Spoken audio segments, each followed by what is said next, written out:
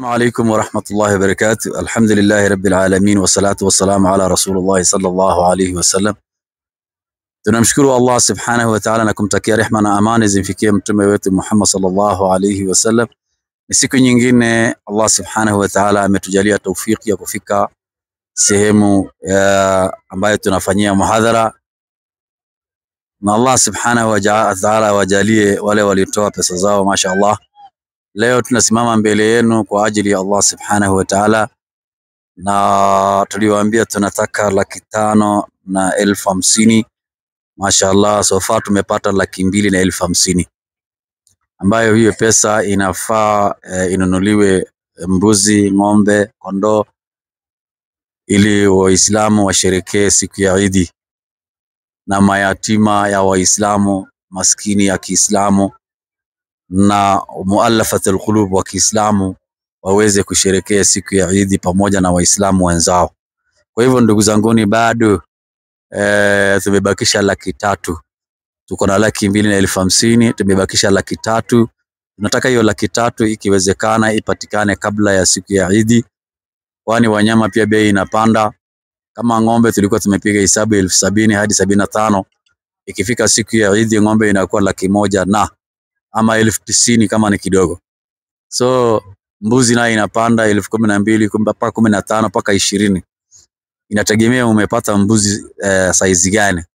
Kwa hivyo ndugu zanguni, tujitahidi tutoe sadaka yetu kwa ajili ya Allah subhanahu wa ta'ala. Tena tutoe mapema, kwa sababu itasaidia hata sisi kufanya hiyo kazi kwa mapema, kwani baada ya Eid kutafuta mbuzi na ng'ombe itakuwa ni kazi nzito sana. Kuna hawa mandugu zetu pia wametuma, wanataka waone kwa video tukichinja hiyo mbuzi, tukiwaeleza mbuzi ndio hii ile umetuma. Hiyo kazi yote itataka ifanywe mapema.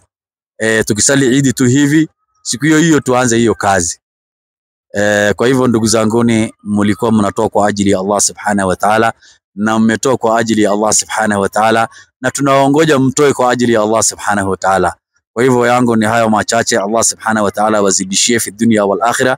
Tunataka hiyo 300,000 ikiwezekana, ikipatikana leo kesho tunanunua mbuzi, ikipatikana kesho kutwa tunanunua mbuzi na ng'ombe. Hata afadhali ichungwe tuweke mahali boma ambaye wataishi, lakini tununue mapema. Kwa hivyo ndugu zangu, mimi namalizia hayo. Assalamu alaikum wa rahmatullahi wa barakatuh. وعليكم السلام ورحمة الله وبركاته. أعوذ بالله من الشيطان الرجيم. بسم الله الرحمن الرحيم. الحمد لله رب العالمين، والصلاة والسلام على أشرف الأنبياء والمرسلين، حبيبنا مصطفى أبو القاسم محمد، اللهم صل على محمد وآل محمد. Ndugu zangu katika iman, ndugu zangu Islam, baada ya kumshukuru Mwenyezi Mungu mwingi wa rehema na mwenye kurehemu, na vile vile kumtakia rehema na amani mtume wa mwisho, nabii wa umma, jemedari wa umma, Nabii Muhammad sallallahu alaihi wasallam, kwanza kabisa ningependa kuihusia nafsi yangu bila kudhisahau nafsi zenu katika swala nzima la kumcha Mwenyezi Mungu subhanahu wa ta'ala, na vile vile kuwaomba Waislamu, kama vile mwalimu wenzangu ametangulia kusema hapa, ya kwamba lengo na kusema mapema ni kwamba siku vile zinazidi kukaribia, kuanzia tarehe 7, tarehe 8, tarehe 9, hati zitakuwa zinachukulika, bei itakuwa imeongezeka. Kwa hivyo ndio maana tunasema kwamba kama kutakuwa na uwezekano, ndugu zangu katika imani, zoezi hili tuweze kulifanya mapema, isiwe ya kwamba siku ya mwisho ndio tunaanza tena kukimbizana na zoezi hilo, kwa sababu wakati huo pia watu wengi watakuwa natafuta. Kwa hivyo zitakuwa bei ya juu, na sio bei ya juu tu, hazitakuwa zinapatikana. Kwa hivyo itakuwa inabidi tena watu waende tena mbali kwenda kuzitafuta, kwa sababu maeneo haya karibu hazitakuwa zinapatikana. Kwa hivyo tunawaomba ndugu zetu katika imani, kiwango hicho ambacho mwalimu amesema hapa, tuweze kufanya zoezi hilo mapema, na kwa sababu tunafanya zoezi hili kwa sababu ya Mwenyezi Mungu, kwa sababu ya kuhitaji ujira kwa Mwenyezi Mungu, tunataka malipo kwa Mwenyezi Mungu subhanahu wa ta'ala, na vile vile kuweza kujilinda na kulinda vitu vingine, na kulinda mali zetu, na kulinda mambo yetu, kazi zetu, shughuli zetu ambazo tunazozifanya, biashara zetu, kutokana na madhara, kutokana na mambo mabaya. Tujibidishe katika njia hii ya Mwenyezi Mungu subhanahu wa ta'ala. Watu wengine huwa wanadhani ya kwamba labda wanaona kwamba wako mbali labda na makwao na manyumbani, wanasema kwamba mimi sitatoa sasa hivi, lakini nitasubiri wakati itakaporudi nyumbani ndio nitaweza kwenda labda kutoa. Ndugu yangu katika imani, hatujui wakati na hatuna wakati, na hakuna maisha mengine ambayo tutakosema ya kwamba labda huko uliko sio maisha unakoishi, labda sehemu nyingine ndio kuna maisha. Maisha ni haya ndugu zangu katika imani. Kwa hivyo pahali popote mtu alipo ni aweze kujitoa, aweze kujitolea katika njia hii, kwa sababu hatuwezi kujua kwamba kama siku yangu ni kesho kutwa, au dakika zingine zinazokuja, sijui ni jambo lipi ambalo Mwenyezi Mungu ameniamuria mimi au nyinyi au watu wengine kama hao. Na vile vile wale ambao wameweza kufanya zoezi hilo, Mwenyezi Mungu awabariki, awafungulie njia zao, awalindie mali zao, awafanyie wepesi.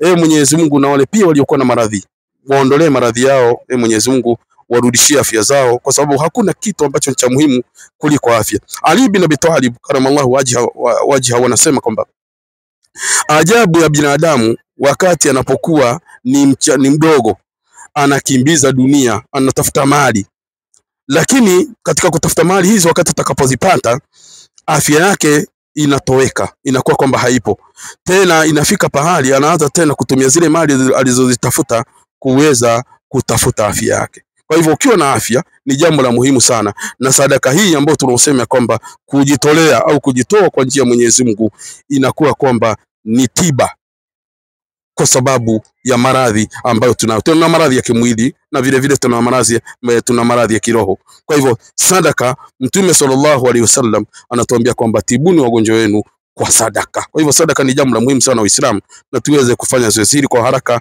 na mapema, ili tuweze kuweza kutafuta jambo hili siku vile zinazidi kusogea, lisiweze kuwa ni ngumu kuweza kulitekeleza. Wa hadha, assalamu alaikum wa rahmatullahi wa barakatuh, afwan minkum. Assalamu alaikum wa rahmatullahi wa barakatuh.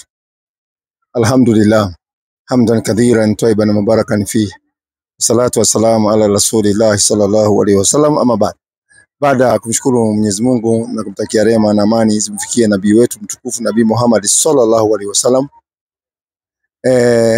kama vile ndugu zangu wamesema, hii ni sadaka ambayo inatolewa, imebeba watu wengi sana pale, sababu kuna watu ambao walisilimu, ambao wengine hata ni wapya kabisa, wengine hata mwaka huu ni wengi sana kwa wale wameingia, wale ambao tuko nao, sababu wameingia hata hawajai hudhuria sherehe kama hiyo tena. Itakuwa ndio the first time yao kuona zikichinjwa na wakapewa na wakapata nyama, wakaweza kwenda kukula na watu yao nyumbani.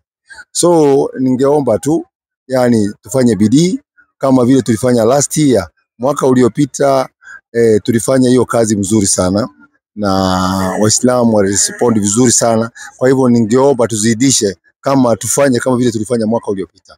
Kwa hivyo sisi tunaombea Mwenyezi Mungu wale ambao wametoa mali yao kwa ajili ya Mwenyezi Mungu, sababu kutoa ni imani. Ukiona mtu anatoa mali yake kwa ajili ya Mwenyezi Mungu, basi huyo mtu muinulie kofia, kwa sababu yeye Mwenyezi Mungu amemchagua akakuwa katika waja walioko mbele katika kutoa mali kusaidia dini ya Allah Subhanahu wa Ta'ala.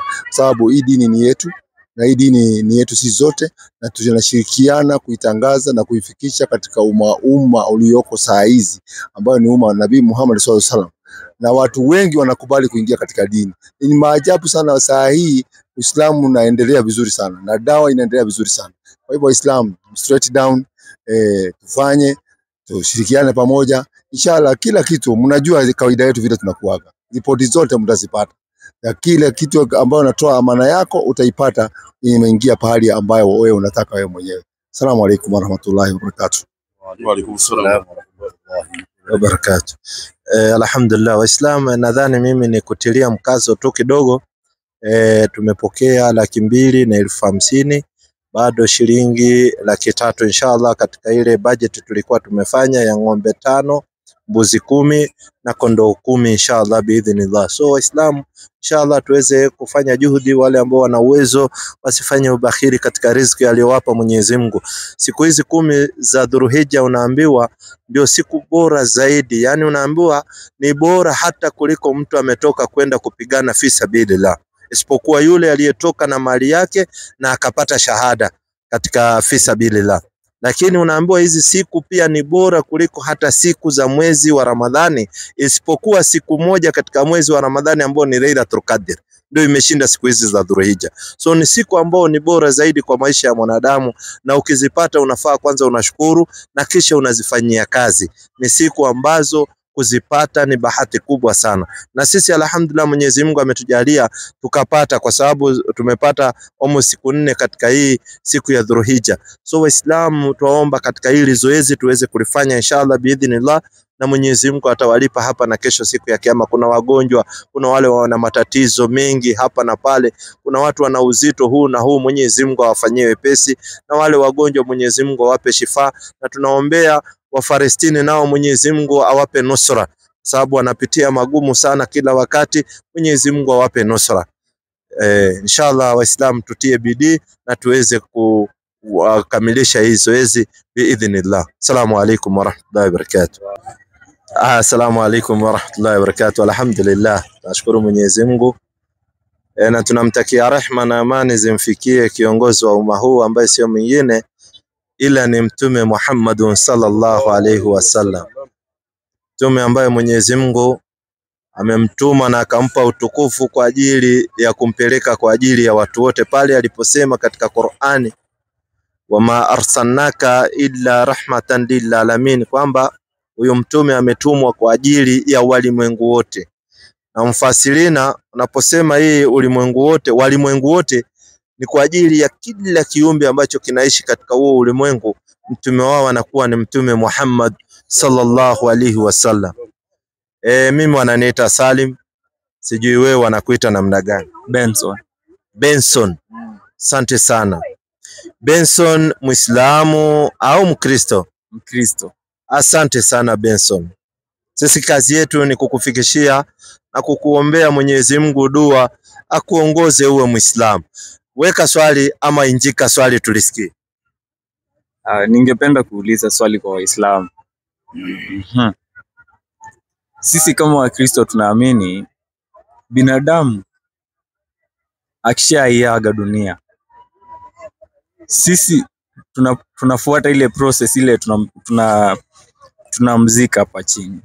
Sasa ningependa kuuliza Waislamu, mbona nyinyi badala ya kumzika kwa mchanga mnamchoma? Kwa nini? Asante sana. Anauliza swali, mbona Waislamu badala ya mzike mtu mnamchoma? Kwanza, Waislamu wote duniani hakuna Muislamu anaruhusiwa kuchoma binadamu. Na mtu akifa katika Uislamu, ni ada ya Uislamu ni kuzikwa, huwa anazikwa, hachomi. Wanaochoma miili ya wanadamu ni watu ambao wanaitwa baniani. Katika itikadi yao wao wanajua kuna kitu wanaita incarnation. Sasa wanachoma watu wakidhania katika dhana zao, ukimchoma ameisha mambo yake, atazaliwa Kenya, atazaliwa sehemu nyingine akiwa ima binadamu au akiwa paka ama akiwa chura ama akiwa ndege wa angani. Katika itikadi yao wanasema kuna incarnation. Lakini Waislamu katika imani yetu huwa tunawazika watu, tena anaharakishwa. Katika mambo matatu ambao katika Uislamu yanafaa kuharakishwa ni pale mtu anapotaka kuwa Muislamu, anapotaka kutamka shahada, anaharakishiwa. Na pale mtu anapotaka kuoa, wanaozeshwa haraka wasije wakafanya zina. Na pale mja anapokufa, anapopatwa na mauti, kwa sababu kila nafsi itaonja mauti, basi inatakikana aharakishiwe, anakafiniwa, anaenda anazikwa. So Waislamu huwa wanazika watu, hawachomi. Na ukienda Rangata utapata kuna makaburi ya Waislamu iko pande hii na ya Wakristo iko pande hii. Na hapa Kariakoo tuna makaburi ya Waislamu katika mji wa Nairobi County. Hayo makaburi mawili ndio makubwa mno. Yani hapa Kariakoo na hapa Rangata. Utapata Rangata pande ya Waislamu, pande ya Wakristo. So Waislamu hawachomi mwili wa binadamu. Na ndio unaona Waislamu hata mwizi hawezi kuchomwa. Mwizi katika dola ya Kiislamu hachomwi. So ni haramu kuchoma binadamu, kwa sababu adhabu ya kuchoma hiyo inaachiwa Mwenyezi Mungu. So Waislamu hatuchomi. So aliyekuwa amekueleza hayo labda akakueleza vibaya. Waislamu hatuchomi, huwa tunazika watu. Ile kitu tunafanya ni kuharakisha kuzika watu, hatuweki kwa mochari.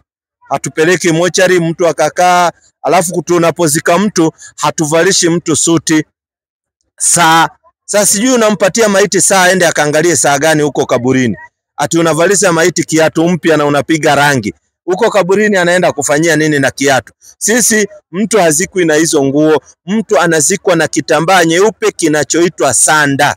Huwa misikiti mingi unapewa bure, au kama hakuna inanunuliwa shilingi 1200. Sanda basi ndio unazikwa hivi. Hakuna mambo ya kuchoma mwili katika Uislamu. Aliyekuambia maybe kakuambia vibaya, au ulipata hiyo ripoti vibaya. Mimi najua kuna labda propaganda tu, lakini hiyo hakuna. Swali lingine. Leta. Katika hiyo swali tu hiyo. Nauliza, sisi wa Afrika, sisi wa Kristo, sisi pale mtu anapoiaga dunia, kuna zile siku ambazo tunachukua kama siku 7, ndio tuweze kumzika ule mtu mwenye ameaga dunia. Lakini mbona kama Waislamu nyinyi mbona mnaharakisha? Tunaharakisha kwa sababu ni sunna za mitume, na Mtume Muhammad sallallahu alaihi wasallam wakati wake kila mtu alipokuwa akifariki alikuwa anazikwa siku hiyo hiyo. Hakuna kuweka maiti, kwa sababu maiti pindi unavyomuweka ndiye anaendelea kudecay, yani anaendelea kuoza na anaendelea kunuka. Unaona? So unamzika wakati bado yuko fresh. So Waislamu sisi hatuweki siku 7 ama nini, isipokuwa kuwe na dharura. Dharura ni kitu ambacho inatokea, inaitwa emergency. Yani emergency, labda kuna kesi kubwa sana imetokea, serikali ina mambo inachunguza na mambo makubwa ambayo inaitwa emergency au dharura. Hiyo ndio inaweza mtu akawekwa siku 2 au siku 3. Lakini kama hakuna dharura yote, mtu akifa anafaa astiliwe apelekwe kaburini.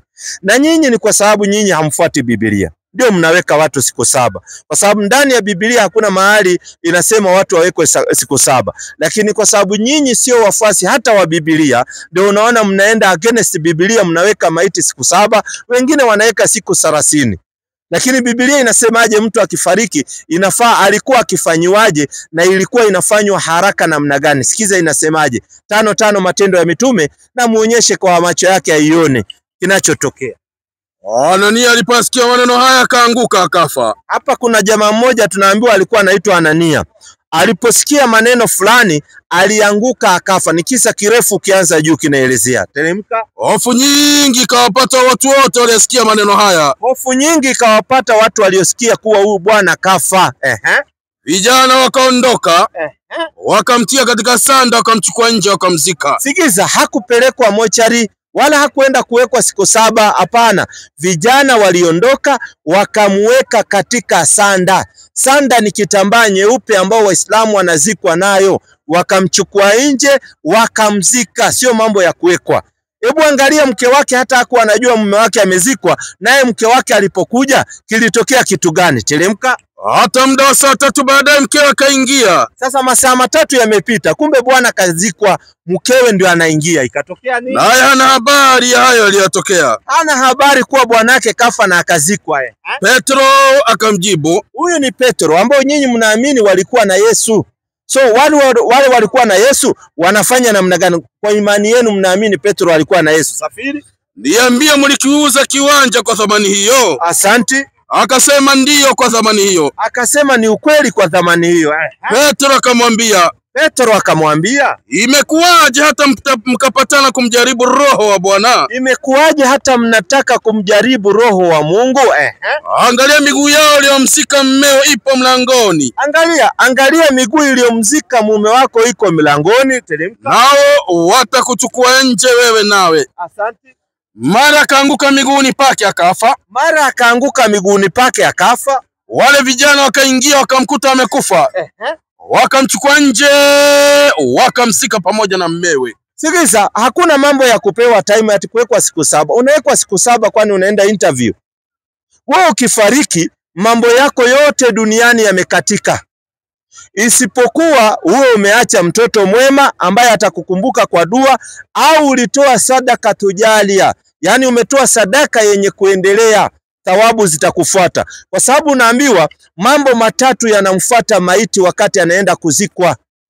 Mambo haya 3 ni familia yake, watu wake na mali zake. Huyu mtu unaona mali zake alizokuwa nazo, labda magari. Hiyo magari watu watatembelea kwenda kukuzika.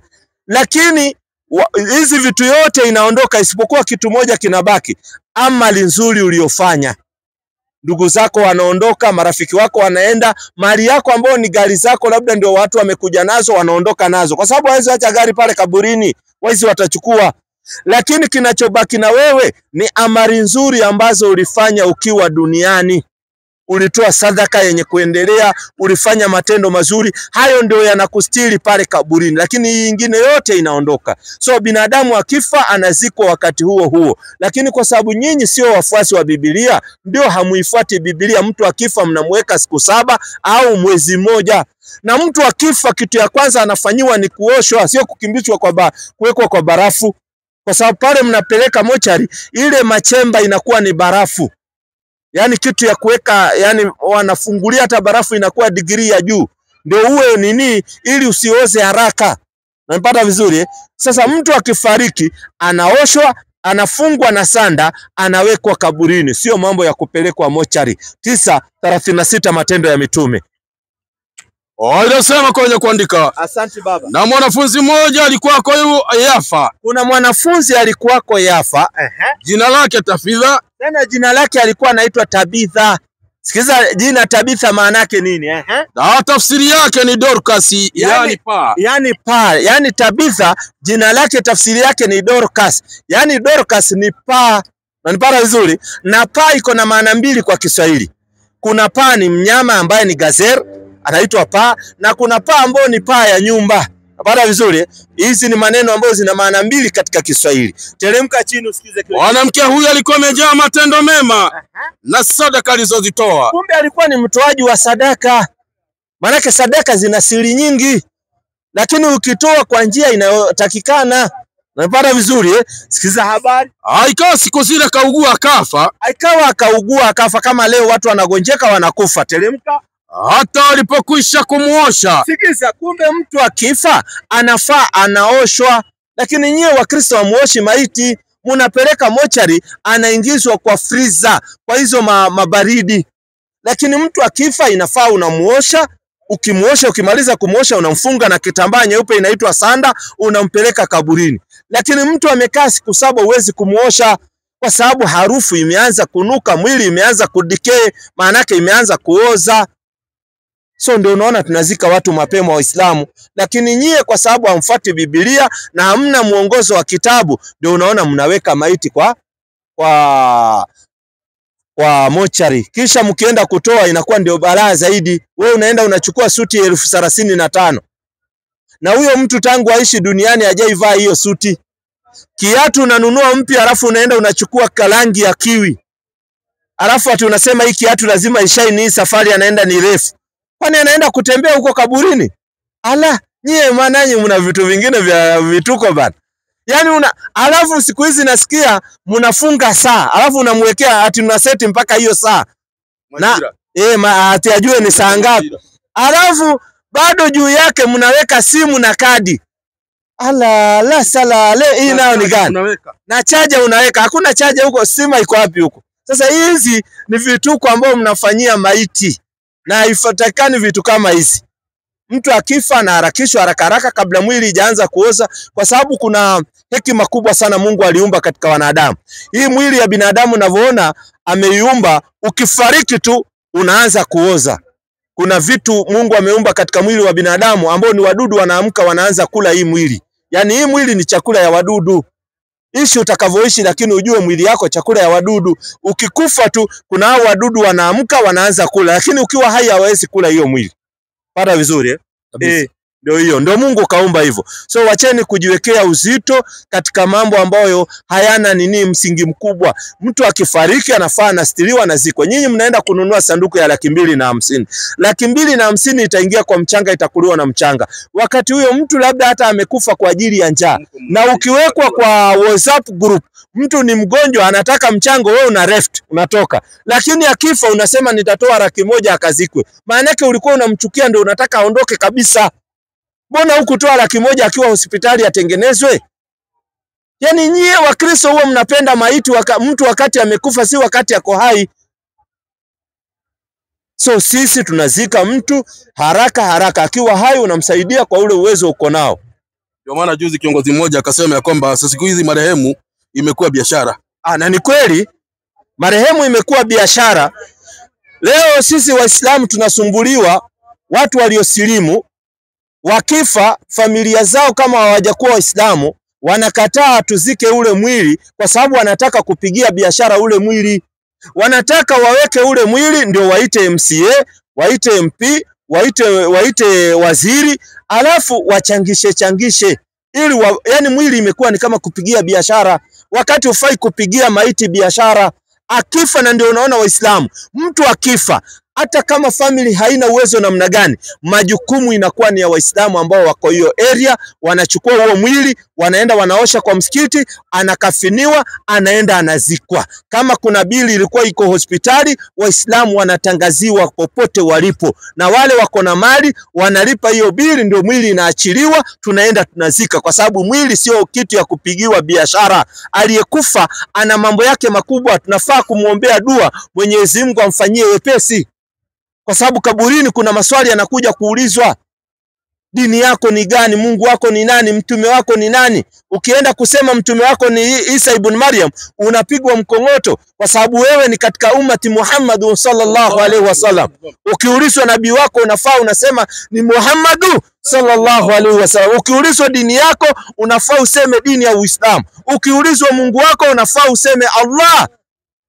Sio kwenda kusema Mungu wako nani, unatafuta ujui Mungu wako nani. Kuna safari kubwa sana humo. Ndugu zetu tunawapenda kwa ajili ya Allah, ndio unaona tunatokea tunawakumbusha, na lao mtazingatia basi mtaongoka katika haya maneno tunawaambia. Msije mkatudharau, kwa sababu ukifa ndio pasia inafunguliwa, unaona kule mbele kuna nini. Leo hapa duniani huwezi kuona kama kuna shida, lakini ukifa ndio unaona kule mbele kuna nini. Watoto wako hawakusaidii, mke wako hawakusaidii, wazazi wako hawakusaidii, ni wewe na nafsi yako huko mbele. Swali lingine Leta. Wakati mwingine kama Wakristo, mimi saa zingine naona mtu anapoaga dunia, tuseme ule mtu alikuwa, for example, ule mtu alikuwa ni mtu wa sherehe hivi. Wakati mwingine naona yani kama alikuwa ni mlevi nini, mlevi hivi. Tutumie hiyo ya mlevi kwa sababu na mimi nimeona vituko sana. Sasa pale pale watu kuna watu fulani, kikundi fulani kinakuja. So wakati amewekwa kwa kaburi, wengine wanamwagia hapo pombe, wanamwekea kama alikuwa anatumia, yani hizo vitu zenye alikuwa anatumia, kama alikuwa anatumia bangi wanamwekea ati aende akavutia huko ndani, na kiberiti wanamwekea akawashe huko ndani. Sasa hivyo ndo nilikuwa nauliza, ni sawa kweli? Hapana, hiyo ni makosa sana, hiyo ni ukafiri wa hali ya juu sana. Manake lau wangelijua adhabu anaoipata ule maiti pale, hawangefanya vituko kama hizo, hawangedhubutu kufanya vituko kama hizo. Hiyo ni uchafu aliyofanya, na kama hakutubu wakati yako hai, basi inakuwa ni makosa yake, ataenda kuulizwa siku ya Kiyama. Na kama hakuwa Muislamu, basi inakuwa hana matamanio ya kuingia peponi, ataingia katika motoni, kwa sababu Mungu asaweka rubber stamp, Qur'ani 3:85. Sasa wewe, mimi nimeona pande hii ya kwetu hapa Central, watu wengine mtu akifa alikuwa vijana, kwanza hawa mnaita Gen Z, hawa vijana wadogo hawa wanakuja na pombe, tena wananunua zile sijui mahuiske nini, wanamwaga kwa kaburi, alafu wengine wanamwekea huko kwa sanduku, ati akisafiri hiyo safari ni kubwa, ati atakupata kiu, ati atakunywa huko safarini. Wanaitaka mizinga. Mizinga ndio wanaweka pale kwa kaburi. Yani watu wanafanya vituko sana, na ni makosa, hawajui ule maiti anayoyapitia. Sikiza habari inasemaje. Wako jina la Mwenyezi Mungu mwingi wa rehema na mwenye kurehemu. Na anayetaka dini isiyokuwa ya Kiislamu, na anayetaka dini isiyokuwa ya Kiislamu, basi haitakubaliwa kwake. Teremka. Naye akhira atakuwa katika wenye hasara kubwa kabisa. Naye siku ya mwisho atakuwa wenye hasara kubwa kabisa. Imagine umeishi duniani kwa hasara, kwa dhiki, tena unafufuliwa siku ya Kiyama kwa dhiki, tena unawekwa motoni. So afadhali uwe Muislamu, kwa sababu ukiwa Muislamu, Uislamu haujafundisha ukalewe, lakini ukiteleza ukawa umefanya hayo madhambi, basi utaenda kuulizwa yale madhambi, lakini uko na chembe ya kuingia katika paradise. Lakini lazima ufanye vitendo vizuri, sawa? Ukiwa Muislamu, uachane na haya maovu, uachane na haya. Lakini wale watakaoingia motoni, kuna jambo wanatamani motoni. 15:2 Qur'an. Kuna jambo moja wanatamani wakiwa motoni. Sikiza wanatamani kitu gani? 15:2 Qur'an. Kwa jina la Mwenyezi Mungu mwingi wa rehema na mwenye kurehemu. Mara nyingi wale waliokufuru watatamani huko motoni lau wangalikuwa Waislamu. Sikiza, wale ambao wataingia motoni watatamani lau tungelikuwa Waislamu. Yani hiyo ndio kitu ambacho watatamani wakiwa motoni, lau tu tungelikuwa Waislamu. Kwa sababu Uislamu ni jambo kubwa sana mwanadamu kutamka kilima cha la ilaha illallah Muhammadur Rasulullah. Yani uzito wake ni kuliko bingu 7 na ardhi 7. Yani ile kilima kutamka. Na mtu akiwa Muislamu hata akiteleza akafanya maovu na nini, ako na mlango wa kufanya tauba na akamrejea Mola wake. Lakini kama wewe sio Muislamu na unafanya vitendo vizuri, huna chance ya kuingia paradise mpaka utamke kilima cha la ilaha illallah Muhammadur Rasulullah katika umma huu. Yani imagine kama ule kaka alikuwa Mombasa, anapatia watu Mombasa chakula yote, anawaita. Sijui kama unamkumbuka wewe, amefariki juzi. Mombasa alikuwa anagawa chakula, analipia watoto shule, anafanya vitendo vizuri, lakini alipokufa kwa sababu alikuwa katika Karasinga, alipigwa kiberiti, alikuwa Baniani, akapigwa kiberiti akachomwa. Na siku ya kiyama anaenda kupata adhabu kwa sababu hakusilimu. Mungu asaweka na asatuambia 3:2 Qur'an. Usidhubutu tu kuondoka duniani kama wewe sio huyo. 3:2 Qur'an. Kwa jina la Mwenyezi Mungu mwingi wa rehema na mwenye kurehemu. Asante. Enyi mlioamini, mcheni Mwenyezi Mungu kama ipasavyo kumcha. Wala msife isipokuwa mmekwisha kuwa Waislamu kamili. Tena unaambiwa msijaribu kukufa isipokuwa mmekuwa Waislamu kamili.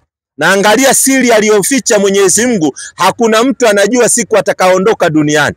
Hamna. Kiumbe yote anayetembea duniani hajui ataondoka lini. Hata wale watu wanakuwa ni wagonjwa maradhi ambao daktari wanaenda anawaambia wewe katika labda miezi 6 katikati unaweza fariki, lakini hata daktari hajui exact utafariki lini, hana habari. Kwa sababu hiyo ni siri baina ya Allah, anajua peke yake huyu ataondoka lini, huyu atabaki lini, huyu ataondoka lini. Zote tutaondoka, lakini kila mtu na wakati wake. Namna tulivyokuja duniani kila mtu na wakati wake. Alafu pale motoni wale watakaoingia wanapata malaika wako pale. Wana maswali wanakuuliza wale malaika kwa sababu wanakuhurumia. Wewe unakuja motoni wakati moto sio kitu ya mchezo. Moto wenyewe sio wakuni. Unaambiwa kuni zake ni watu na mawe. Qur'ani 43:77. Sikiza malaika wanakuuliza kitu gani ukiingizwa pale motoni. Kwa sababu wanakushangaa sana wewe binadamu. Imekuwaje umekaa duniani hujapata muonyaji? Watu walikuwa wakipita mnawadharau, mnasema hao Waislamu sijui kadha wa kadha. Leo kuna Wakristo wana itikadi hii udhuhia hii tunaenda kuchinja udhuhia. Kuna Wakristo wana itikadi tunachinjia majini. Yani propaganda wanazunguziwa. Hawajui tunachinja ni mila ya Nabii Ibrahim alayhi salam. Alivyofanya kipenzi cha Allah Nabii Ibrahim alayhi salam. Ndio tunafuata hiyo mila. Akachinja kondoo. Ndio tunafuata hivyo. Mahujaji wakati wanasimama katika Arafa wana nini, na sisi huku tunafika wakati tunachinja. Unaona, lakini hawajui wengi. Wengi wanawekewa propaganda, wanaambiwa hii hapana, hii iko hivi na hivi. Sikiza Qur'ani nasemaje huko motoni. Bismillahirrahmanirrahim. Naam baba. Nao watapiga kelele kumwambia yule malaika anayewaadhibu waseme. Asante. Kwanza wanapiga kelele, wanamwambia malaika anayewaadhibu kule motoni, kwa sababu moto sio wa shetani. Kwanza hili eleweke vizuri. Kuna watu wanasema ati wewe utaenda motoni kwa shetani. Moto ni wa Mwenyezi Mungu. Hata shetani ataingizwa huko. Na wanawadhibu watu motoni sio mashetani, wanawadhibu watu motoni ni malaika wa Mwenyezi Mungu, wamepewa hiyo kazi. Sikiza malaika wanasemaje wa motoni. Nao watapiga kelele kumwambia yule malaika anayewaadhibu waseme. Ewe Maliki, na atufishe Mola wako. Yani sikiza, ukiingizwa motoni leo duniani hakuna mtu anayetaka kufa. Leo ukiambia mtu kufa anakimbia police station anakustaki, anasema ule ameniambia nitakufa, maana yake anataka kuniua. Maana yake kila mtu anaogopa kifo hapa. Unafunguliwa mashtaka unafunguliwa mashtaka, umethreaten mtu, utamuua, unatiwa ndani. Lakini ukiingizwa motoni utatamani angalau ukufe. Malizia. Na atufishe mwana wako Malik aseme Naam. bila shaka mtakaa humu. Yani Malik anawaambia leo hakuna kifo. Yani mnaishi hivyo hivyo kuadhibiwa, hakuna cha kufa tena. Malizia. Kwa yakini tulikuleteeni maneno ya haki. Yani mliletewa maneno ya ukweli, na ndio unaona tunajinyima muda wetu, tunakuja tunawafikishia maneno ya ukweli. Lakini wengi katika ninyi mniichukia haki. Yani mlikuwa mnaichukia haki. Kuna watu hapa hata hawawezi simama, wanachukia haki kwa sababu hawataki kusikia tu wakiambiwa kuweni Waislamu muokoe nafsi zenu na moto wa jahannam. Wanaichukia haki. Malizia. Ndiyo wameweza wabaya hao wapitisha amri yao, au sisi ndio wapitishaji? Sasa mnaulizwa, anayepitisha amri ni Mwenyezi Mungu. Sasa mmewekwa motoni. Msije mkaichukia haki, lazima muifuate haki aliyoleta Mwenyezi Mungu, na ndio tunawafikishia. Ndio hiyo hali. Swali lingine. So ni makosa sana kuwekea mtu sijui bangi, kumwekea maziwa na hali ya kuwa mtu amekufa. Na swali lingine. Naam. Qur'ani imesema siku ya mwisho ikifika, kama utakuwa Muislamu pale kuna shida kidogo, si ndio? Sio shida kidogo, unaenda motoni kama wewe sio Muislamu siku ya mwisho. Yani hakuna ati shida kidogo, hapana, ni shida kubwa, kwa sababu kama wewe si Muislamu siku ya mwisho unaingia finali jahannam. Sasa nataka kuuliza swali hapo sasa. Mimi kama Mkristo, sasa kama nitakufa kama nilikuwa Mkristo, na wewe ulikuwa Muislamu, sasa inamaanisha kuna tofauti. Sasa mimi nitaenda motoni, wewe utaenda kwa Mungu. Kabisa. Wakristo wanaingia motoni wakifa katika ile hali mpaka wasilimu. Wakisilimu Mwenyezi Mungu anawasamehe, lakini ukifa katika ile hali utaingizwa motoni. Mungu anasemaje 40 Qur'an? Wakristo ni watu wasiokuwa na dini. Na wewe mpaka saa hii hauna dini. Lau ungelikuwa na dini ungelikuwa nayo kwa kitabu ambacho kimeandikwa Ukristo dini yako, lakini huna dini mpaka saa hii. Ndio tunakupa dini ya haki, ambayo dini ni moja peke yake, Al-Islam. Sikiza habari inasemaje? Katika Qur'an 40 kwa jina la Mwenyezi Mungu mwingi wa rehema na mwenye kurehemu. Asante. Afanye ubaya hata alipa ila sawa na huo uovu wake. Asante. Na afanye wema akiwa mwanaume au mwanamke. Nani Muislamu?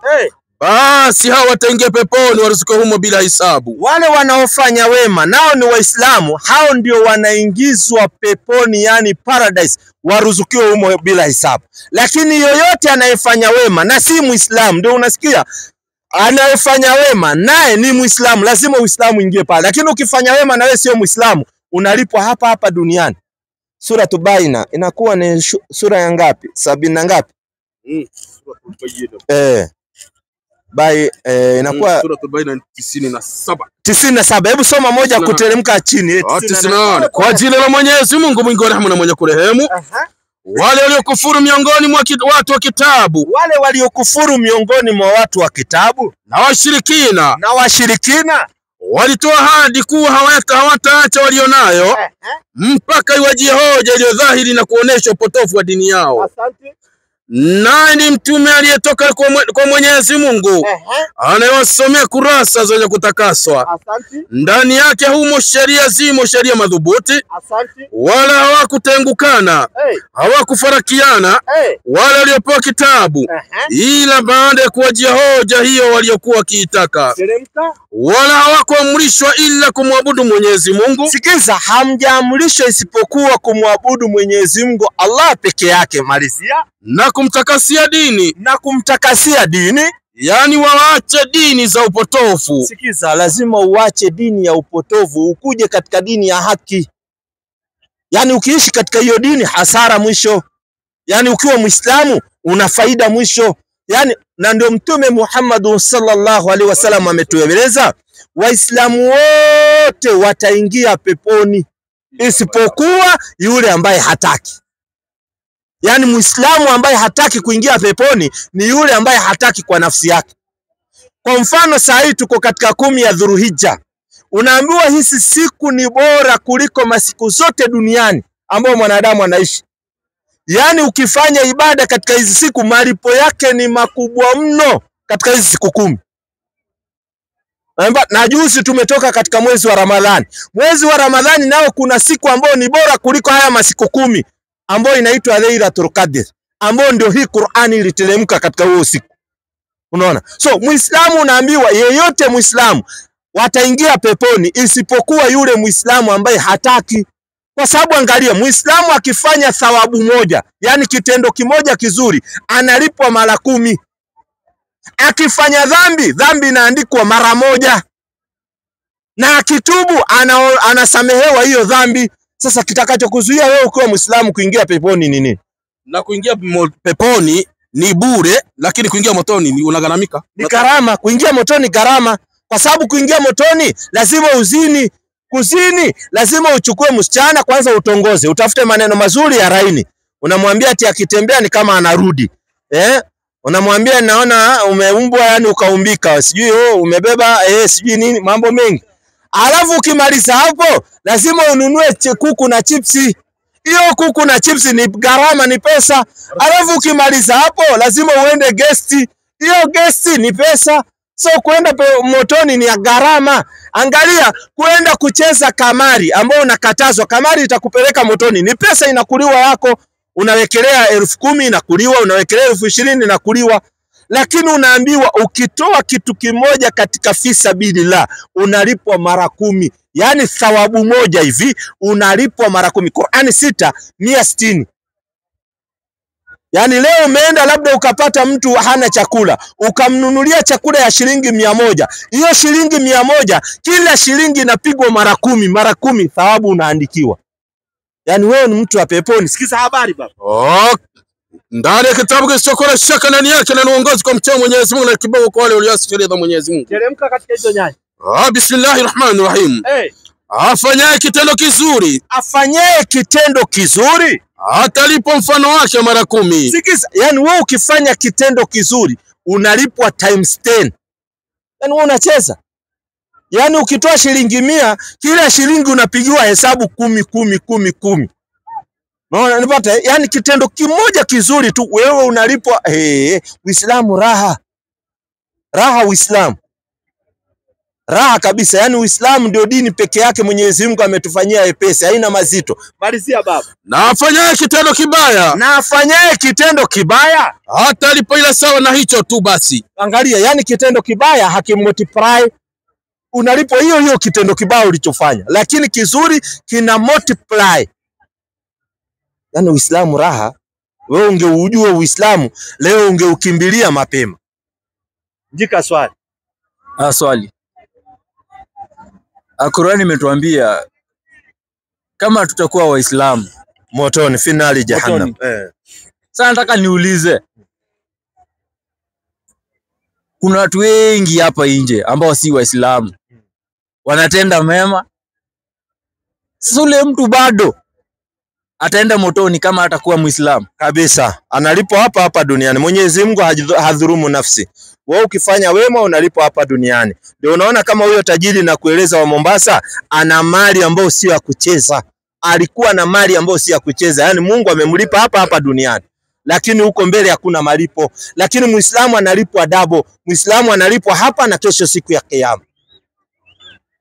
Ndio hivyo, ndio haki ilivyo namna hivyo. Alafu hao watu wengi wasikujalishe. Yesu alikuwa amewaona hawa watu wengi na akasema hawa watu wengi wanaenda motoni.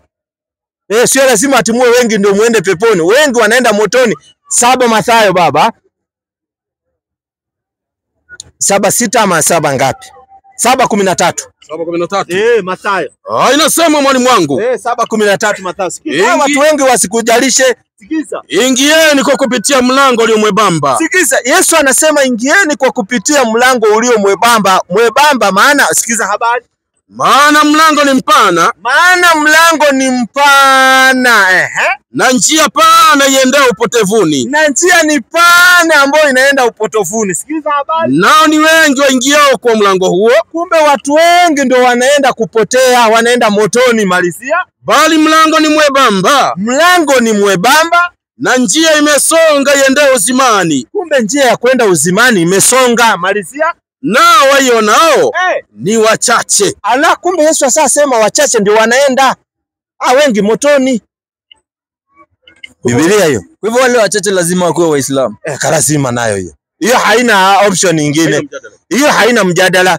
Kwa sababu ndio dini Mwenyezi Mungu ameipendelea wanadamu wawe. Hiyo hainanga mjadala. Hata maaskofu wanajua.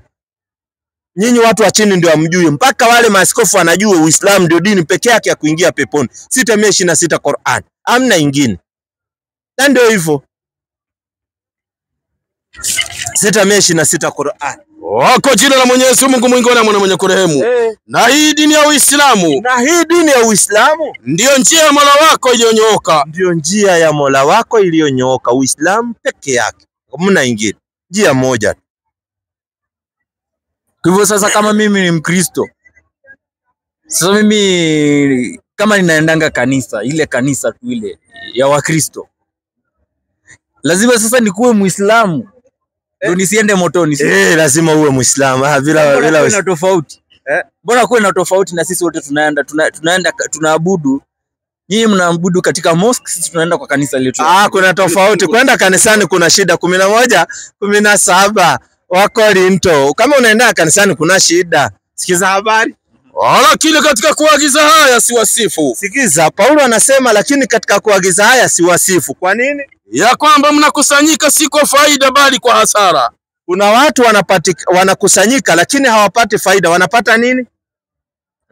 Hasara. Hatujaambiwa wanakutana wapi. Malizia tusikie. Kwa maana kwanza mkutanikapo kanisani. Kumbe hii mkutano watu wanaenda kukutanika wanapata hasara. Wanakutana wapi? Kanisani. Ndio unaona wewe unapata hasara. Malizia. Nasikia kuna faraka kwenu. Lazima kanisani kuwe na faraka. Ndio unaona hapa kuna kanisa karibu 12 na ziko sehemu moja. Kila mtu ana yake kando. Na wote waelewani na wanabeba Biblia moja. Anaweka hapa kutembea na Yesu. Mimi napenda, na kumbe labda ni fea imeisha. Malizia baba. Inaendelea kusema kwa maana kwanza mkutaniko hapo kanisani nasikia kuna faraka kwenu. Lazima kuwe na faraka kwenu. Malizia. Nami nusu ni sadiki. Nami nusu na sadiki. Teremka. Kwa maana lazima kuwapo uzushi kwenu. Lazima muwe na uzushi. Na ndio naona wengine wakazua wanaenda Jumamosi, wengine wakazua wanaenda Jumapili. Mmoja naye anatoka hapa anaenda Kawangware. Ukimuuliza na ni Sunday, unapatana naye pale nje, unamuuliza unaenda wapi rafiki yangu, anakuambia anaenda kanisa. Kwani hizi unapita huku sio kanisa? Anakuambia mimi yangu iko Kawangware. Unamuuliza kwani hizi zingine sio kanisa, na wote wanabeba Biblia. Msikiti huwezi pita msikiti kukiakimiwa, sala imesimama. Upite ati msikiti ati msikiti yangu iko Isilia, aliyekwambia nani? Unaswali katika hiyo msikiti iko hapo. Unamaliza sala yako unatoka ndio unaelekea shughuli zako. Lakini kanisa mimi nimeona watu wanatoka hapa wanaenda Kawangware.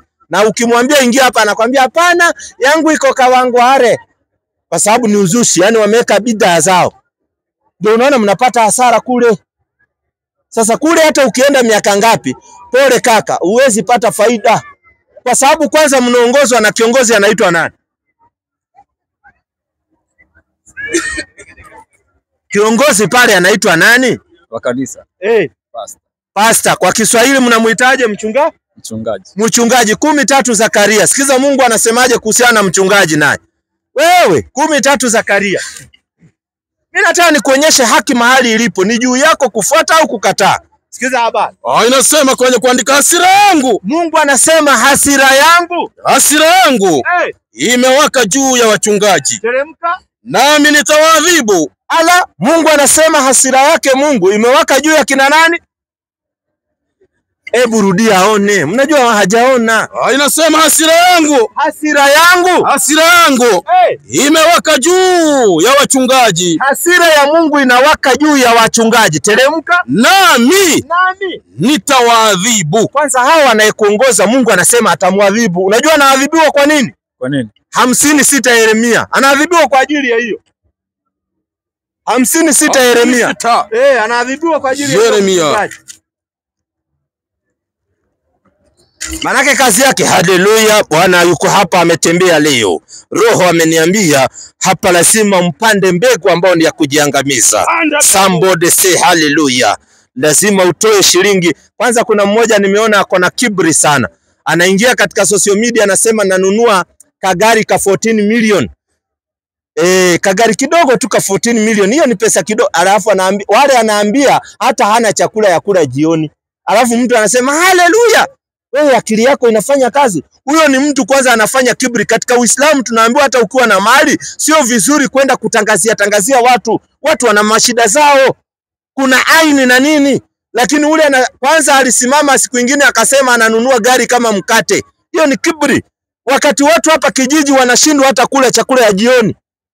Alafu huyo naye mjinga yuko hapa anachukua 500 anaenda kupatia mtu kama huyo, anasema ananunua gari ya 14. Tena anasema kagari ka 14 million, kagari ambao ako ni kadogo, kwa sababu natembelea 45 million.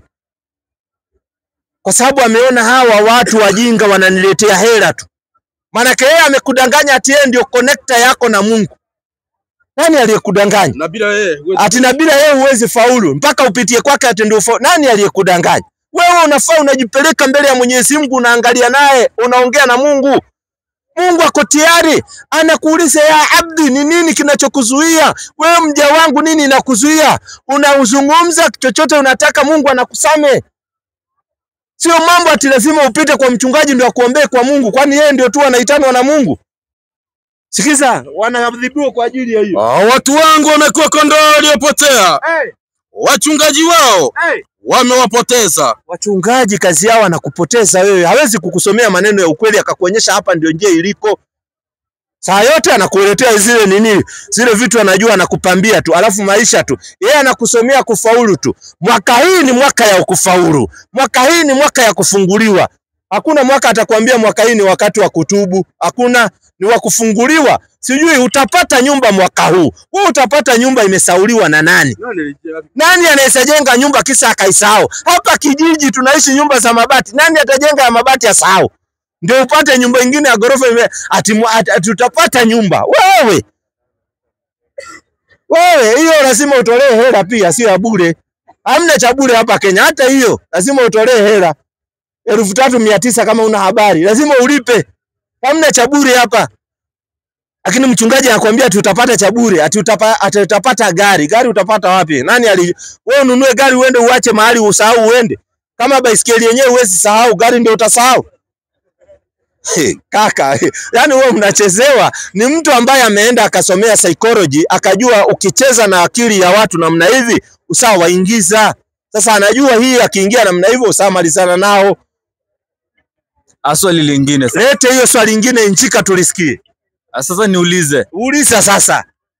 Sisi kama Wakristo. Wewe kama Mkristo. Sisi kuna wale tunaoabudu siku ya Sunday, siku ya Saturday. Na kuna nyinyi Waislamu. Siku yenu ni Friday, si ndio?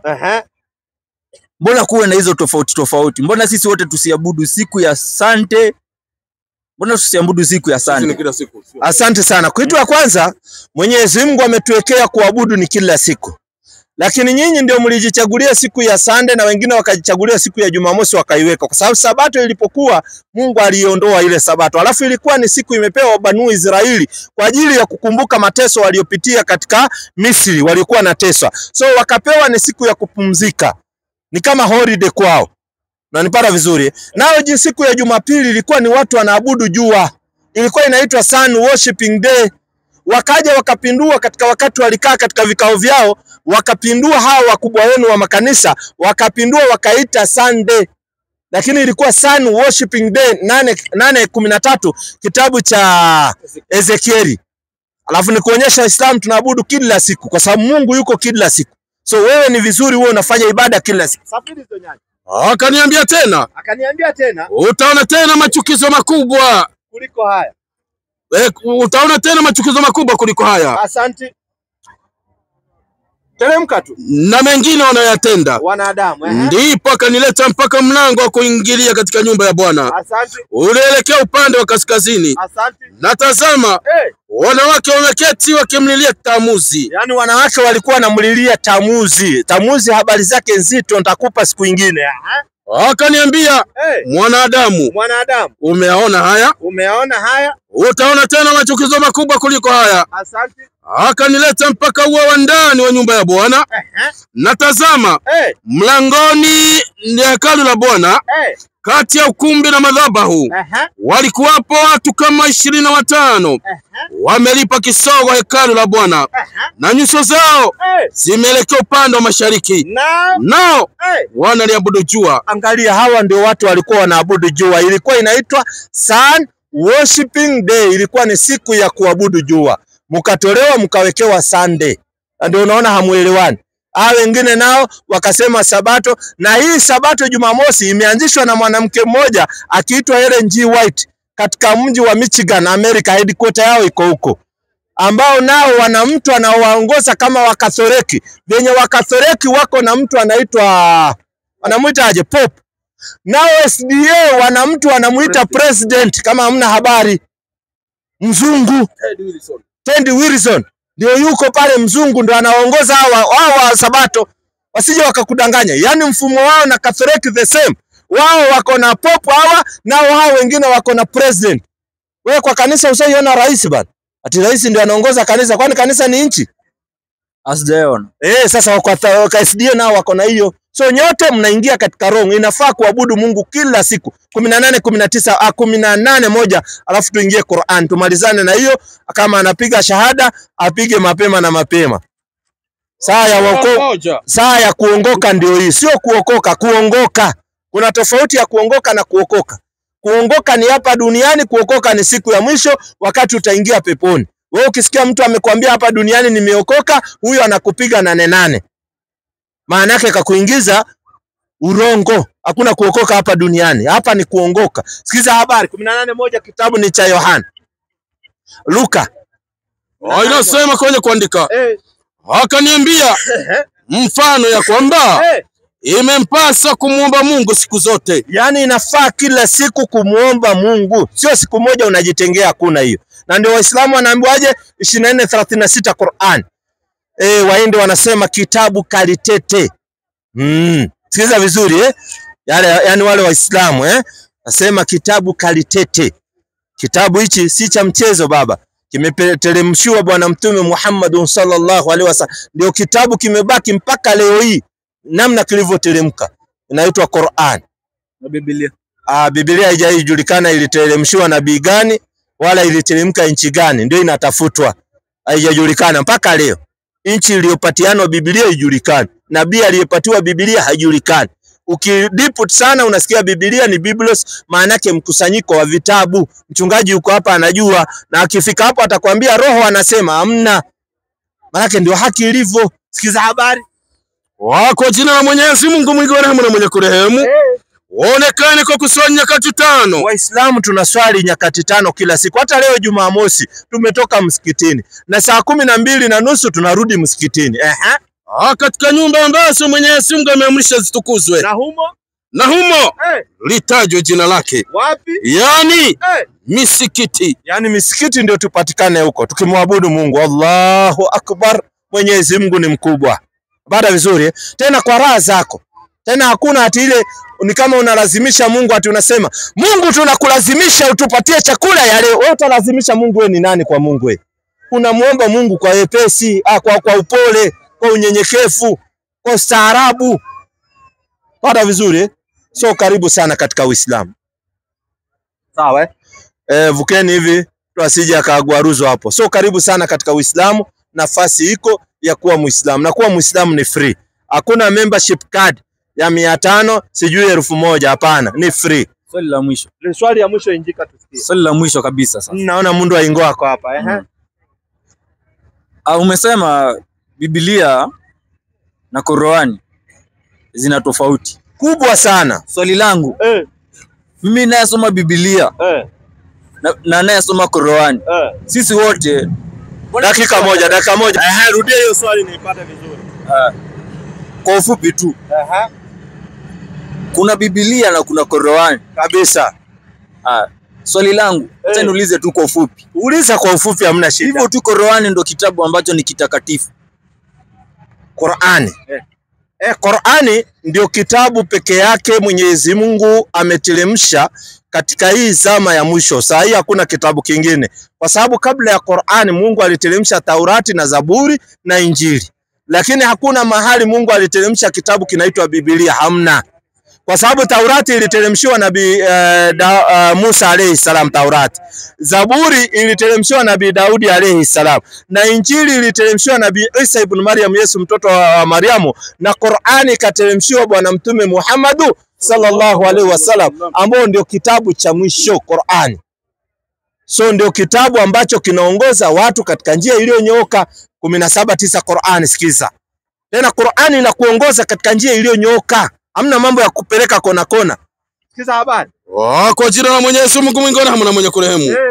Hakika hii Qur'ani inaongoza katika njia iliyonyooka kabisa. Yani Qur'ani inakuongoza katika njia iliyonyooka. Qur'ani haikupeleki kwa njia ambayo ni mkato, hapana. Inakuongoza katika njia iliyonyooka. So Qur'ani ndio muongozo, ndio huda linas, ndio muongozo kwa ajili ya watu. 39:41 Qur'ani ndio muongozo kwa ajili ya watu wote. Yani wewe ukiwa Muislamu, uwe Mluya, uwe Mkikuyu, uwe Mjaluo, ukiingia kwa msikiti hakuna mtu atajua utofauti wenu, kwa sababu lugha mnayotumia ni lugha moja ya Kiarabu, ndio imamu anaongoza nayo. Na labda imamu wenu ni Mturukana ndio yuko pale, au Mpokoti ndio anaongoza ibada. Para vizuri. Na akija rais ambaye ni Muislamu, au aje waziri ambaye ni Muislamu na amechelewa kwa muda wa sala, amekuja labda reti kidogo na akapata watu wamepiga safu zao, yeye ataswali kule nyuma mahali amepata safu imefika. Lakini ole wako MCA akuje kanisani na wewe ndio uko kiti cha mbele, unagonga hapa haraka tena, na ukionekana kama usikii unashikwa mkono, unaburutwa, naambiwa toka bana, hapa hii ni kiti ya mheshimiwa. Manake hata viti pale mnalisafu ya waheshimiwa. Katika msikiti hamna kiti ya mheshimiwa, kwa sababu hata viti yenyewe ipatikani. Ile kiti inapatikana kwa msikiti ni kwa ajili ya wale watu wagonjwa, disabled people, si unawajua wewe, ambao kidogo wako na nini, ndio wanawekewa kiti pale. Lakini hao wengine hakuna kiti, ni mkeka, unapeleka uso wako chini. Unaona? Lakini MCA wacha akuje kwa kanisa na wewe uko pale mbele, utatolewa kijiko. Msikiti hata akija rais na ni Muislamu, wewe uko pale mbele, anaswali nyuma, kwa sababu pale hakuna mtu mkubwa. Aliye mkubwa pale ni yule mcha Mungu zaidi na anayejua ni Allah, na yule amewahi mbele ndio hivyo. Sikiza Qur'an nasemaje kuhusiana na Qur'an. Kwa jina la Mwenyezi Mungu mwingi wa rehema na mwenye kurehemu. Sisi tumekuteremsha kitabu hiki kwa ajili ya watu wote. Tena Qur'ani imekuja kwa ajili ya watu wote, haijabagua rangi. Yani haikubagui wewe kabila gani au gani, hapana, imeteremka kwa ajili ya watu wote. Alhamdulillah kwa Mungu kutuongoza tukawa Waislamu. Manake tungekufa katika hali mbaya ya zamani. Mimi nilizaliwa nikiwa Roman Catholic, kama una habari. Nilikuwa napiga Mungu Baba, Mungu Mwana, Mungu Roho Mtakatifu kule. Kwa nagonga mpaka ile kengele. Para vizuri, kwa sababu sisi tulikuwa wale maota boy. Na ni vizuri alhamdulillah, pia tulipata experience mingi sana. Tulikuwa tunafunzwa na watu walikuwa wanaitwa sisters na wengine wanaitwa brother. Hata labda wewe ujui, kama wewe ni mfuasi wa Catholic, kuna watu wanaitwa brother kule wako. Wao ndio wale wanafunzanga watu mambo ya kutumika pale mbele na nini. Hiyo sio kazi ya father kufunza pale, hapana. Ni masista na wale brother ndio wanakufunza hapa. Father akichukua hivi unapiga kengele mara moja, akimenya hivi unapiga mara mbili, akifanya hivi unapiga mara tatu kengele. Kuna kitu inaitwa ufani, unaambiwa unapiga mara moja hivi unainama, hapa ikifika mnafanya hivi. Yani kila kitu mnafunzwa, inakuwa ni darasa kubwa mno kule. Pata vizuri, kila kitu unafunzwa baada ya mwingine, na hao watu ndio wanafanya hiyo kazi. Lakini mwisho Mungu akatuongoza tukawa Waislamu, tukasema alhamdulillah. Kwa sababu tungekufa katika ile hali. Tulikuwa tukienda unapata sanamu ya Mariamu, unasema salamu uliyejaa neema, umebarikiwa kuliko wanawake wote, Mariamu mtakatifu, tuombee sisi wakosefu sasa na saa ya kufa kwetu. Wakati huo unaongea na sanamu yenyewe ikusikii. Sasa mimi nilipoangalia nikaona kati ya mimi na sanamu mimi ndio mjinga, kwa sababu naongea na kitu akinisikii. Nikakanso nikawa Muislamu, alhamdulillah. Sio karibu sana kwa Uislamu, sawa Haya, karibu sana. Haya, mimi wananiita Salim William. Ongeza sauti William, sauti ya Vusuma. William, Muislamu Mkristo? Mkristo. Na umetoka Western pande gani wewe? Kakamega.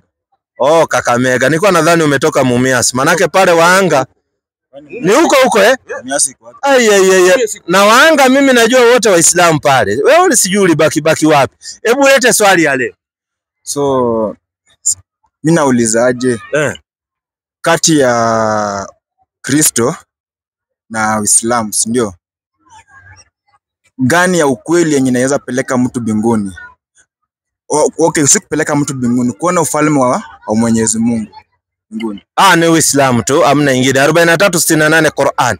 Hiyo tu ni Uislamu, amna ingine. Hii ingine labda upate raha duniani tu, lakini huko mbele hamna kitu. Lakini Uislamu unapata raha duniani na kesho siku ya kiyama unaingia peponi. Kwa vitendo vizuri Sikiza habari inasemaje? Kwa jina la Mwenyezi Mungu mwingi wa rehema na mwenye kurehemu. Enyi waja wangu mle wazuri. Hamtakuwa na hofu siku hiyo wala hamtahuzunika. Asante. Waja wangu ambao waliziamini aya zetu na walikuwa Waislamu kamili. Fanyeni nini? Ingieni bustanini, yani peponi, nyinyi na wake zenu mtafurahishwa humo. Yani Uislamu peke yake ndio inapeleka watu peponi. Na ndio Yesu aligundua hii ukweli. Yesu naye anasema anaenda peponi, haendi mbinguni. Yesu mwenyewe anaenda peponi 23:43 kitabu cha Luka. Yesu mwenyewe anaenda peponi pamoja na Waislamu kwa sababu Yesu ni Muislamu ndugu yetu. Na hamna mtu anaweza dispute hiyo, anajulikana. Yesu akamwambia, amina kwambia, leo hivi utakuwa pamoja nami peponi. Yesu anaenda peponi, Waislamu wanaenda peponi. Wakristo wanaenda wapi? Suko peponi huko penye Yesu wako. Imeandikwa sehemu gani Wakristo wataenda peponi? Usaipitia? Simaneo kwa hii Bible hii maandiko. Hiyo ni Yesu anasema ataenda peponi kwa sababu Yesu alikuwa Muislamu. Alikuwa anaambia nani kwa hii Bible? Alikuwa anaambia ule mwizi aliyemkubali, kakakubali maneno ya Yesu, anamwambia wewe unaenda na mimi peponi kwa sababu Yesu alikuwa Muislamu. Lakini Wakristo tunaambiwaje kuhusiana nao? Huyu mwizi akiambiwa alikuwa kwa Qurani ama kwa Bible? Tunaambiwa alikuwa katika kitabu cha Injili. Sio Bible. Bible tu walichukua wakaweka tu. Tuwe Bible. Alikuwa kwenye Injili. Injili ni kwa Qurani. Injili kuna baadhi ya maneno yako kwa Qurani ambayo tumekumbushwa yaliyosemwa katika Injili. So which means kwa Injili watu wenye wanaamini Injili watakuwa na Yesu peponi ambao ni Waislamu. Injili kwa Bible wa Kristo. Nyinyi wa Kristo mnaamini Yesu? Ndio. Mnafuata Yesu? Kuna Bible inafuata mambo ya Yesu na kuna wenye wafuati. Wachana nao wanafuata. Wewe unafuata Yesu? Nafuata. Asante. Yesu aliabudu kanisani, msikitini? Yesu aliabudu kwenye ilikuwa sinagogi. Sinagogi ile ilikuwa sehemu yenye Waisraeli walikuwa enda kuabudu. Asante. Tuulize Biblia 4:16 Luka kwanza baba. Manake kwanza tumkague huyu kama anafuata Yesu. Kwanza tunamsemea hiyo Biblia anasema anaiamini 4:16 Luka. Nitasoma kama ilivyoandikwa mwalimu wangu. Yesu akarudi kwa nguvu za Roho. Asante, hiyo ni 14 umeanza. Akaenda Galilaya. Asante. Habari zake zikaenea katika nchi zote za kando kando. Asante. Naye alikuwa akifundisha katika masinagogi yao.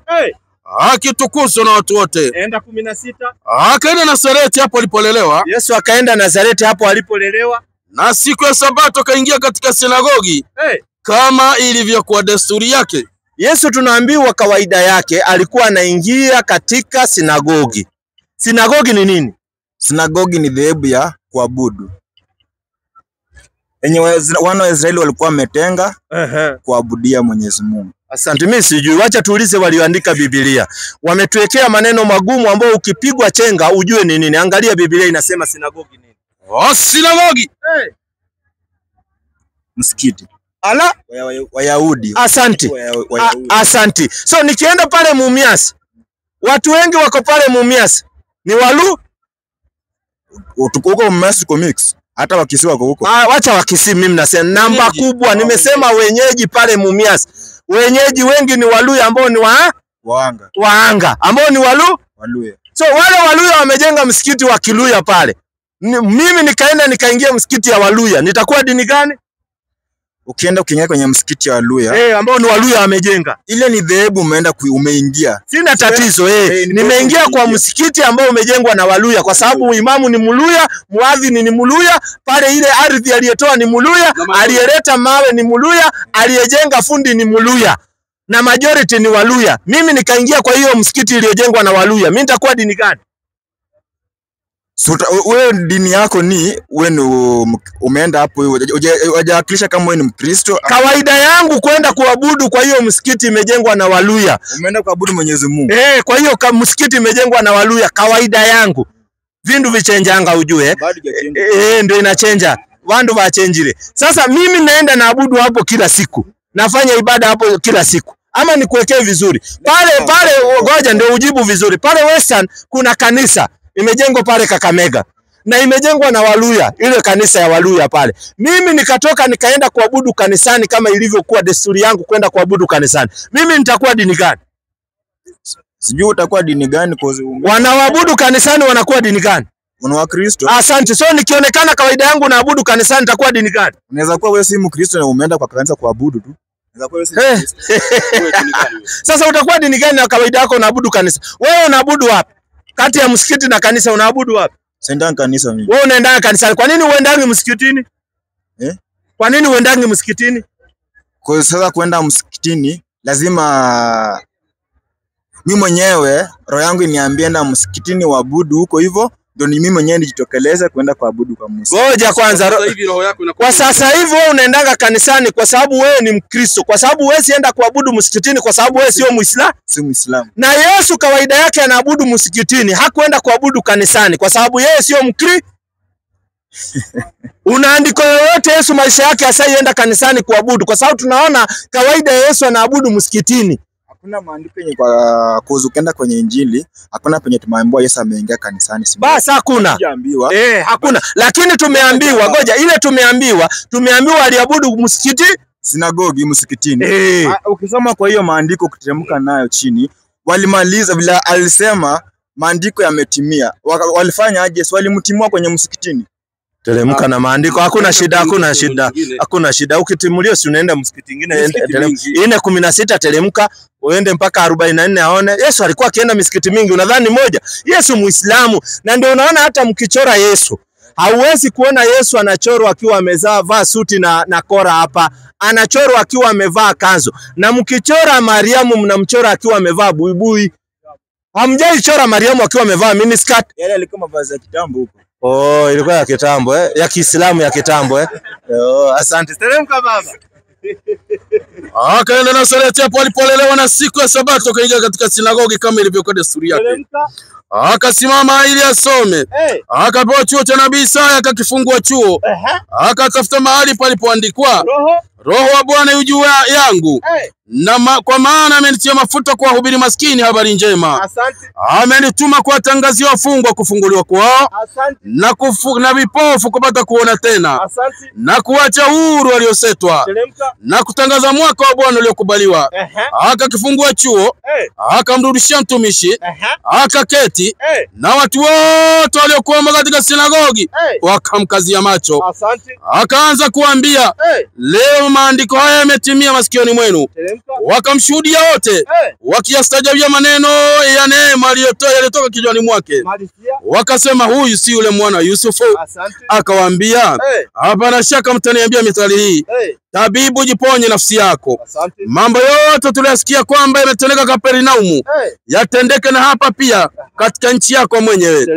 Akasema, amini nawaambia kwamba hakuna nabii mwenye kukubaliwa katika nchi yake mwenyewe. Kwanza Yesu alikuwa anajua nabii hakubaliwi katika nchi yake mwenyewe, ndio anamfukuza. Teremka baba. Wapi hapo sinagogi? Teremka baba. Lakini kwa hakika nawaambia palikuwa na wajana wengi katika nchi ya Israeli zamani za Elia. Wakati mbingu zilipofunga miaka 3 na miezi 6. Njaa kuu ikaingia nchi nzima. Wale Elia hakutumwa kwa mmojawapo. Anataka mahali walifukuza katika msikiti, hakuna. Kwanza alitolewa nje ya mji, sio teremka tuone, hakuna. Hii basi nini? Teremka, wewe utaleta yako. Teremka tu baba. Tena palikuwa na wenye ukoma wengi katika Israeli ya zamani, nabii za Elisha, wala hapana aliyesetwa aliyetakaswa ila Naamani. Waliposikia hayo wameongea kuhusu wenye ukoma wengi, wakafanyaje? Wakaondoka, wakamtoa nje ya mji. Walimtoa nje ya mji, sio nje ya msikiti, kwa sababu msikiti huwezi fukuza watu, yeye amemaliza kazi yake ya mahubiri. Wakamtoa nje ya mji kwa sababu anaumwa, anasema ukweli. Wakamtoa nje ya mji. Walipomtoa nje ya mji, Yesu alienda akakataa kwenda msikitini. Ama alifanyaje? Hapo 44 hapo chini. Basi alikuwa akihubiri katika masinagogi ya Galilaya. Yesu alikuwa tu anaendelea kuhubiri katika masinagogi ya Galilaya, kwa sababu kuna mtu atakukubali, kuna mwingine atakuchukia. So Yesu aliendelea kuhubiri katika misikiti. Lakini hapo penye alitolewa kwenye mji sio katika sinagogi. Nini alikuwa kwa sinagogi. Amekuwa kwa sinagogi, akamaliza mambo yake, akatoka nje, ndio wakamtoa katika mji kwa sababu alikuwa na chuki zao. Hiyo sinagogi ni akina nani? Sinagogi na Waislamu. Hakutoka kwenye sinagogi. Mbona hajatolewa katika sinagogi? Ametolewa kwa town. Kwa sababu kwanza Yesu kuna watu walikuwa na chuki naye. Kwa sababu walikuwa wanaona kama anataka kuwa mfalme, kwa sababu watu wengi walikuwa wanakubali Uislamu wake. Na ni kama leo tu unaona Wakristo wengi kama nyinyi mnamchukia Yesu. Tumchukii bwana. Wewe unamchukia Yesu bure. Vipi? Unamchukia hivi 4:10 Mathayo. Yesu anasema wewe uyuko kwa roho yangu. Ndio nasema unachukia. Roho yangu ndio inaonyesha kama namchukia. Mimi mwenyewe ndio najua na Mwenyezi Mungu. 11:29 Mathayo. Hiyo 11:29 Mathayo. Wewe unamchukia Yesu bure. Jitieni nira yangu. Yesu anasema jitieni nira yangu, mjifunze kwangu. Yesu anasema tujifunze kwake. Yeye tabia yake alikuwa akienda msikiti. Mbona tena unacheka? Hii maiki inafanya msikitini. Asante. Na wewe tabia yako unaenda kanisani. Na Yesu amesema tujifunze kwake. Na tukijifunza kwake inafaa tuende msikitini. Sasa mbona unachuki na Yesu kaka? Ngoja ndugu. Mbona tusishikane tuende msikitini tufuate Yesu? Chini tutaenda. So tutaenda. Ngoja kwanza. Ukienda kwenye maandiko, although sijui ni kitabu gani kinasema, akaambia Petro, wewe ndio utatengeneza nini? Kanisa. 16:18 baba. Kitabu cha Mathayo. Mbona tunataka tukufunze tu. Usikonde. Sio na wasiwasi. Mambo ya kanisa sasa. Inasema kwenye kuandika. Nami nakwambia wewe ndiye Petro. Na juu ya mwamba huu nitalijenga kanisa langu. Ndio hiyo. Si ndio? Asante. Teremka 23 hiyo Petro anaambiwaje hapo? Akageuka akamwambia, Petro, nenda nyuma yangu, Shetani. Ala, kumbe kanisa inajengwa juu ya Shetani. Sasa kama yeye mwenyewe alisema wewe Petro utatengeneza kanisa, inakuaje anasema Petro ni Shetani? Yeye ndio amesema. Sasa wewe utakatana na Yesu. Yesu ni anajua Shetani ni nani. Yesu ni nabii na yeye Petro alikuwa mwanafunzi wake. So Yesu anajua Shetani nani. Yaani wewe na Yesu, yaani wewe unamjua Shetani, sasa muona Shetani. Hata sijui anakaa. Asante, lakini Yesu anamjua Shetani vizuri. Yesu anageuka anamwambia wewe Petro, wewe ni Shetani. Na kanisa inajengwa juu ya nani? Petro. Lakini si ambaye ni nani? Alimwambia, yeye mwenyewe alimwambia atengeneze kanisa. Kabisa, kwa sababu inajengwa juu ya misingi ya Shetani, na ndio unaona Ufunuo 2:13. Sikiza. Wewe unacheza. Sema kwa kuandika. 2:13 Ufunuo. Na kwa malaika kanisa liloko Pergam andika. Sikiza, kuna kanisa ambalo linaandikiwa barua, ambalo ni kanisa inaandikiwa. Anaambiwaje? Haya ndio anenayo. Yeye aliye na huo upanga mkali wenye makali kuwili. Napajua ukaapo hapo kanisani, ndipo penye kiti cha enzi cha Shetani. Na ndio Wakikuyu anataka kuangalia 2:13. Angalie vizuri sana. Unajua sasa macho yake yameanza kushangaa. Unajua mchungaji hawezi kuguuzia. Ndio Wakikuyu nao wakajanjaruka. Ndio maana unakuta kwamba kule hawatokangi wale wazee. Wazee watokangi kule saa yote. Pepo toka in the name of Jesus. Sunday wako pale. Kwa sababu wewe utanifukuzaje kwangu? Sasa ndio unaona Wakikuyu wakajanjaruka. Waliposoma hiyo andiko wakaanza wakasema, Saitani waigereire koe okeheria gete kia muhunjio keigagia. Yaani ati Shetani uliingilia wapi kanisani, ukoondoa kiti ya mhubiri ukaweka yako kanisani. Maanake walisoma hii wakaona Shetani, na ndio unaona kila siku mnatoa pepo hatoki. Kwa nini? Kwa sababu mkubwa wao yuko pale. Sasa wewe utatoaje watu kwao? Ni sawa watu unawafukuza Kenya. Utafukuzaje watu Kenya na wamezaliwa hapa? Wataenda wapi? Wataenda wapi na ni wa Kenya? So pole sana. Hii kanisa unaenda, naona shiriki kanisa gani? Mimi? Mimi kwa saizi siendani kanisa. Kumbe hata ameacha kwenda kanisa. Unaona? Kashaacha. Na umefanya vizuri kuacha kwenda kanisa. Yaani kaka ni Mkristo lakini kaacha kwenda kanisa. Kaangalia, kaona haendi. Ulikuwa ukiendanga gani? ADC. Yesu pia alikuwa akiendanga hiyo ADC. Labda ndiye anajua. Na hiyo ADC headquarter iko wapi? Mboani. Mboani, Kisumu. Yaani ADC chanzo chake ni Kisumu. Headquarter. Yaani hiyo ni ADC. Kuna ingine, ngoja kidogo. Unajua hii makanisa huwa mnatufurahisha. Kwa sababu kuna hiyo ADC. Kuna ingine inaitwa PAG. Na nipate PAG. Na kanisa sio moja, usiwahi danganywa. Kanisa ni tofauti. Katoliki wana kanisa ambao wako na kiongozi wao.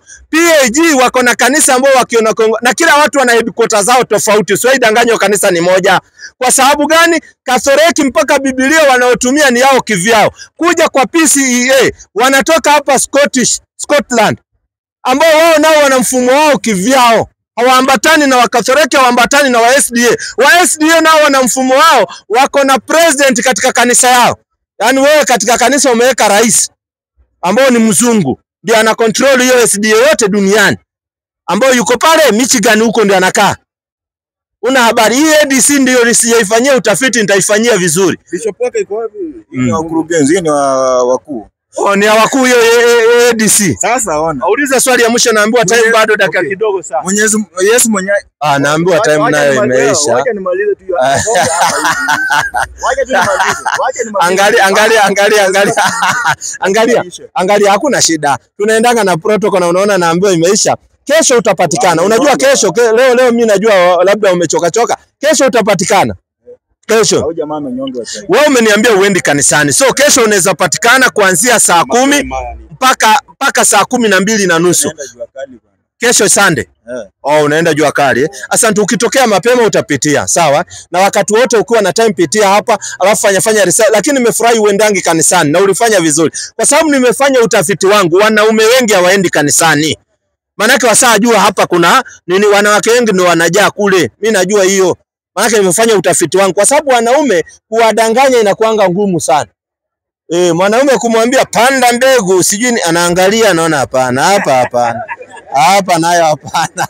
Sasa wanawake ndio wanapigwa hiyo Kiswahili sana, wanakuwa ni wengi, kwa sababu unapata bibi yako anaita mchungaji dadi, si ndio hiyo? Ule ni baba yake amemzaa. Hiyo ni noma bwana. Lazima tuchunguze kwanza hapo hivyo bwana. Si unaona hata huyu anasema atachunguza. Alafu akija kwako anapikiwa mayai, anapewa sijui, lakini wewe ukija huwezi fanyiwa hiyo. Na wewe ndio mwenye boma. Hiyo ni haki kweli? Sijui kama ni haki, Mwenyezi Mungu ndiye anajua. Wewe acha mchezo. So tupatane kesho, muda nayo imeisha. Na kama uko na simu ya smartphone, unaweza kutupata kwa Salim Dawa Kenya. Yaani ukifungua YouTube unaandika Salim Dawa, unatupata pale. So wewe kuja kesho unaweza comment na ukauliza swali, Mundu wa Ingo, Mundu wa Kakamega, utakuja kesho inshallah. Alafu wewe goja kwanza, nyinyi watu wa Western mna mambo mengi sana, lakini sio nyinyi wote. Kuna Yesu ako kule Western. Ule ni wao huko.